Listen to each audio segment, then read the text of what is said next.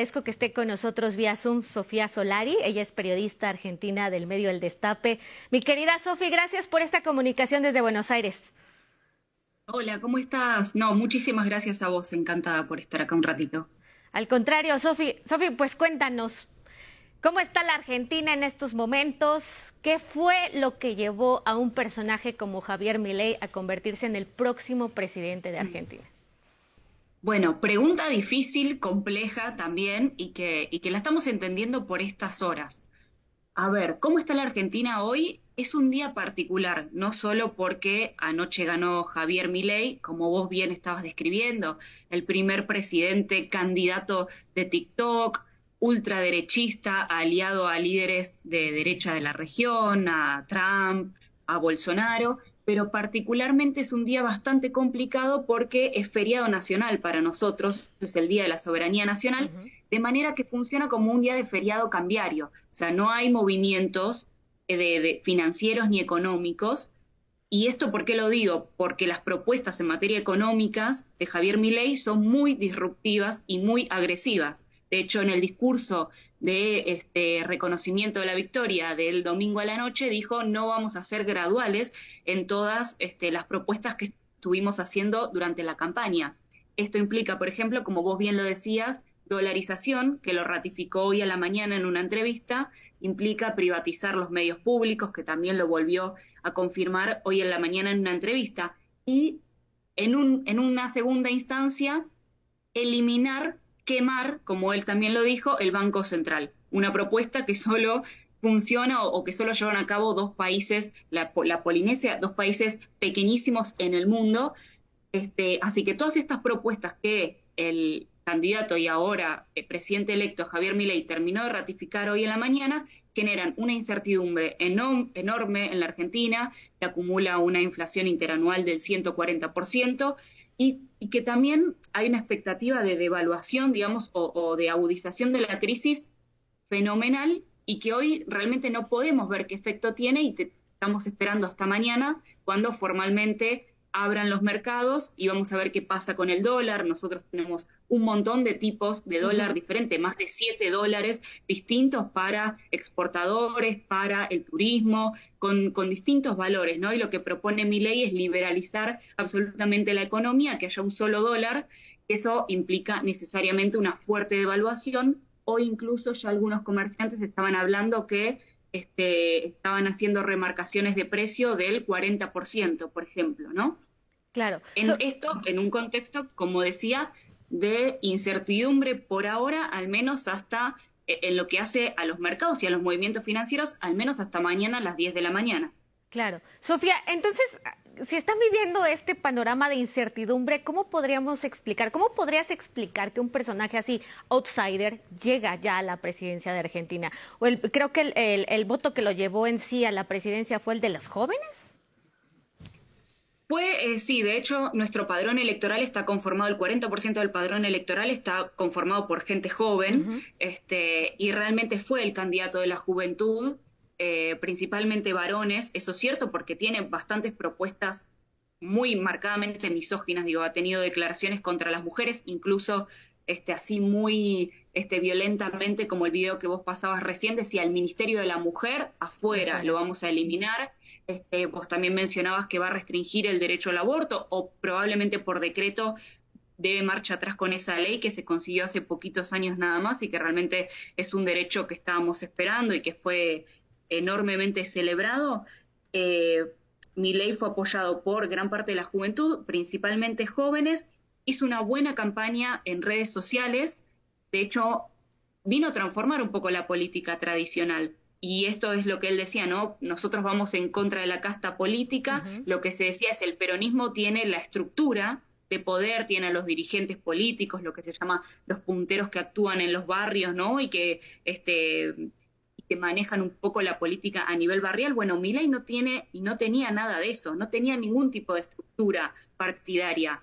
Es una persona que nació en los canales de televisión como panelista y en 2 años, 2 años, armó un partido, primero fue electo diputado, con un discurso absolutamente disruptivo, apareció fuertemente en la pandemia, ¿no? Con un discurso antivacunas principalmente, y descreyendo del coronavirus y llamando a la gente a salir a las calles, que no se vacune, que no use barbijo.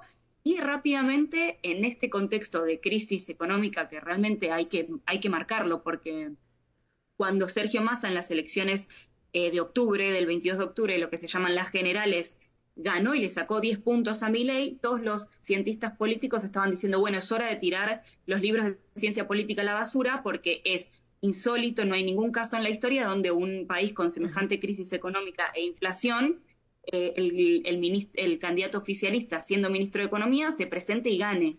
Y realmente ahí estábamos ante ese escenario que nos había tomado por sorpresa a todos. Hoy la explicación que podría llegar a dar es que finalmente es la economía lo que pesa, por un lado, ¿no? Es la economía, es la voluntad de tener un cambio, de que aparezca alguien que pueda resolver la crisis, por un lado económica, pero también política, vinculada a, no sé, casos históricos de corrupción, principalmente esos dos aspectos, ¿no? Crisis política, de dirigencia política de desconexión entre la dirigencia y la gente común, la gente de a pie que está caminando por la calle, y por otro lado, como mencionaba, una situación económica muy, muy, muy difícil, heredada de ya cuando Mauricio Macri fue presidente, y vos también lo mencionabas, firmó con el Fondo Monetario Internacional el crédito más grande que el FMI dio en la historia a algún país, 50.000 millones de dólares, comenzó con eso, y después la pandemia, por supuesto, también hizo lo suyo y derivó en una situación que evidentemente el actual gobierno no pudo resolver, y Javier Milei aprovechó ese momento vendiendo un programa que él dice que está inspirado en la escuela austríaca y que no está aplicado en ningún lugar del mundo. Como recién también lo decía, hay solo 2 países en el mundo que no tienen banco central. Es imposible. Pero bueno, esa es la propuesta que él vendió, y esa es la propuesta también que mucha gente votó.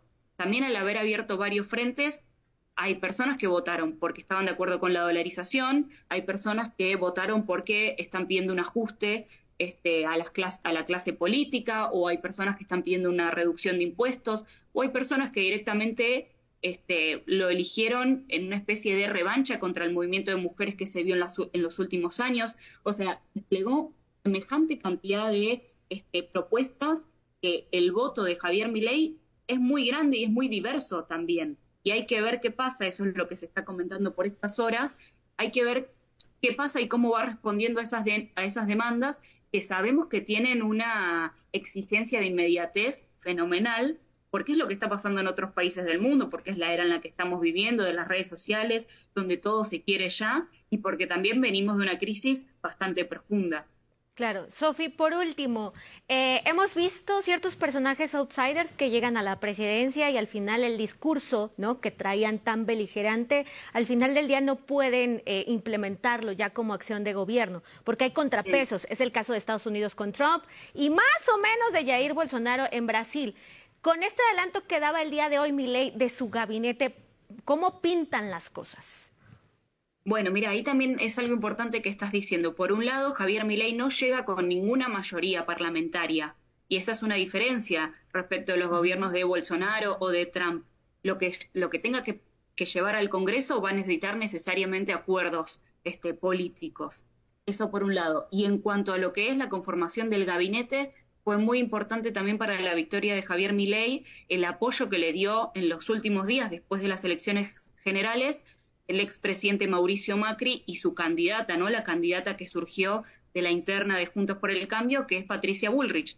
Realmente en 3 semanas le dieron todo el apoyo en términos de estructura que Javier Milei no tenía, en términos de fiscales para fiscalizar la elección, y ahora se está hablando que varios de sus alfiles políticos y de sus cuadros políticos pudieran llegar a ser ministros dentro del gabinete de Javier Milei. Está discutiendo, por ejemplo, y esto es bastante importante, porque digo, Javier Milei llegó con un discurso en contra de la casta política, y lo que estamos viendo hoy es que se la pasó todo el día encerrado en un hotel que funcionó como lugar de campaña, negociando con Mauricio Macri a ver cuántos ministros le va a dar. Sobre todo, particularmente, el Ministerio de Economía. Claro. Hoy se está discutiendo que Javier Milei quiere poner a alguien cercano a él, pero que Mauricio Macri está presionando para poner a uno que estuvo en su propia gestión. Entonces, ¿de quién va a ser el gobierno de Javier Milei? ¿Va a ser de él?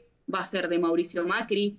¿Qué tipo de gobierno va a ser? Son horas decisivas y donde se está negociando eso.